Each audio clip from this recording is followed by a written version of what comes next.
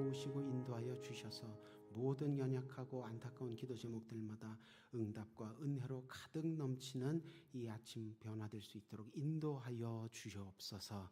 예수님 이름으로 기도드립니다. 아멘. 이 아침 우리에게 주시는 하나님 말씀은 시편 2편입니다. 시편 2편 한 절씩 교독하시고 마지막 12절은 함께 읽겠습니다.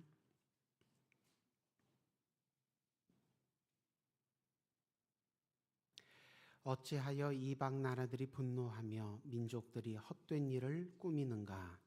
세상의 군왕들이 나서며 관원들이 서로 꾀하여 여호와와 그의 기름 부음 받은 자를 대적하며 우리가 그들의 맨 것을 끊고 그의 결박을 벗어버리자 하는도다. 하늘에 계신 이가 웃으시며 주께서 그들을 비웃으시리로다. 그때에 분을 발하며 진노하사 그들을 놀라게 하여 이르시기를 내가 나의 왕을 내 거룩한 산 시온에 세웠도다 하시리로다. 내가 여호와의 명령을 전하노라. 여호와께서 내게 이르시되 너는 내 아들이라. 오늘 내가 너를 낳았도다. 내가 이방 나라 내 유업으로 주리니 소유가 땅 끝까지 이르리로다. 내가 철장으로 그들을 깨뜨리며 질그릇같이 부수리라 하시도다. 그런즉 군왕들아 너희는 지혜를 얻으며 세상의 재판관들아 너희는 교훈을 받을지어다. 여호와를 경외함으로 섬기고 떨며 즐거워할지어다. 그의 아들에게 입맞추라. 그렇지 아니하면 진노하심으로 너희가 길에서 망하리니 그의 진노가 급하심이라. 여호와께 피하는 모든 사람은 다 복이 있도다. 아멘. 네, 오늘 본문은 왕을 축복하고 그를 위해 기도하는 제왕시 시편입니다. 이 제왕시라는 시편의 종류가 시편 안에는 있는데 왕을 축복하고 왕을 위해 기도하는 내용으로 채워져 있습니다.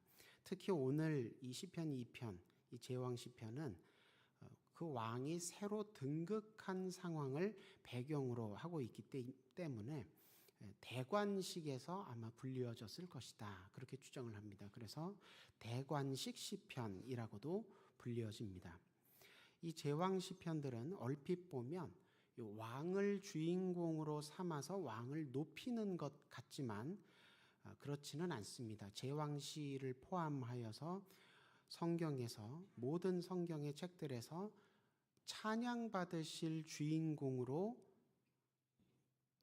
일컬어지고 있는 분은 오직 하나님 한 분뿐이십니다.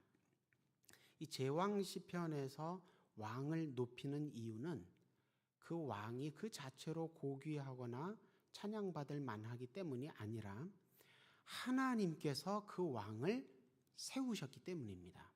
다시 말해서 제왕시에서는 하나님의 사람을 높임으로써 그를 세우신 하나님을 높여드리는 방식으로 찬양을 하고 있는 것입니다.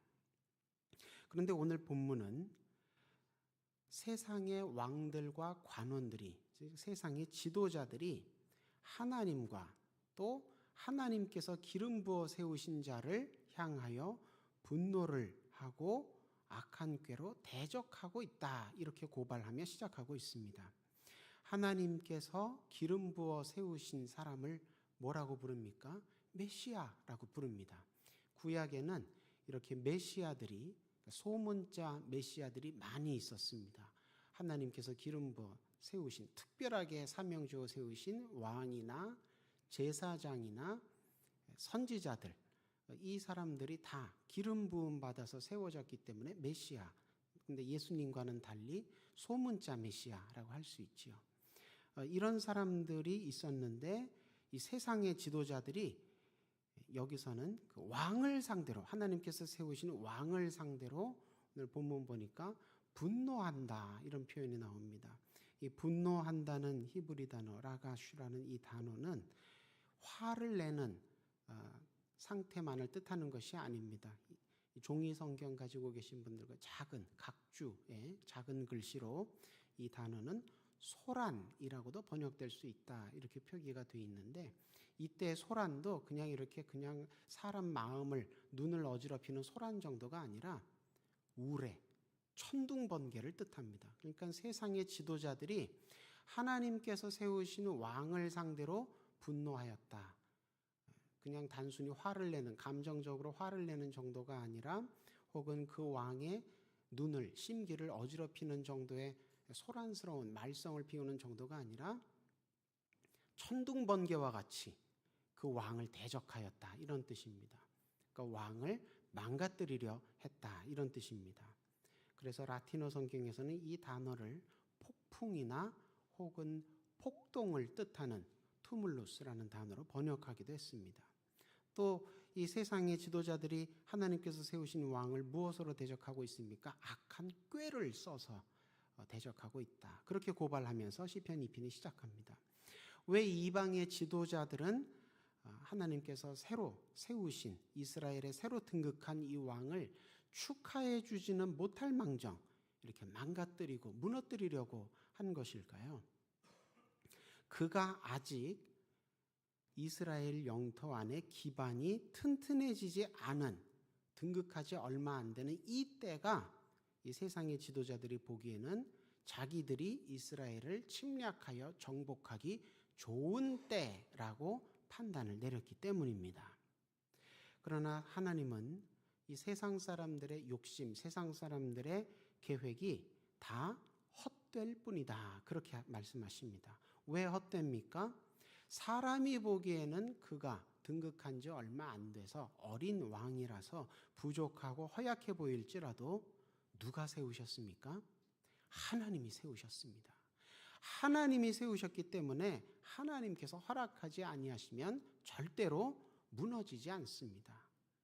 하나님의 뜻, 하나님의 말씀, 하나님의 행하심 이것은 하나님께만 속해 있는 것이기 때문에 사람이 공격한다고 하여서 사람이 악한 꾀를 가지고 함정을 판다고 하여서 무너지지가 않습니다. 그런데 불신앙의 사람들의 특징이 무엇이냐? 하나님의 뜻, 하나님의 말씀, 하나님의 행하심은 깨닫지 못하고 자기의 계획, 자기의 능력, 자기의 노력대로 이루어질 줄 안다는 것입니다. 이것이 불신앙의 사람들의 특징입니다. 하나님을 배제하고 하나님을 무시하는 그런 계획, 그런 노력을 합니다. 이것은 무엇이라고 성경에서 다른 곳에서 또 표현하고 있습니까? 이것이 어리석음입니다. 잠언에서도 계속 경고하는 내용이 이것입니다. 잠언에서도 누가 지혜롭습니까? 하나님을 아는 사람이 지혜로운 사람입니다.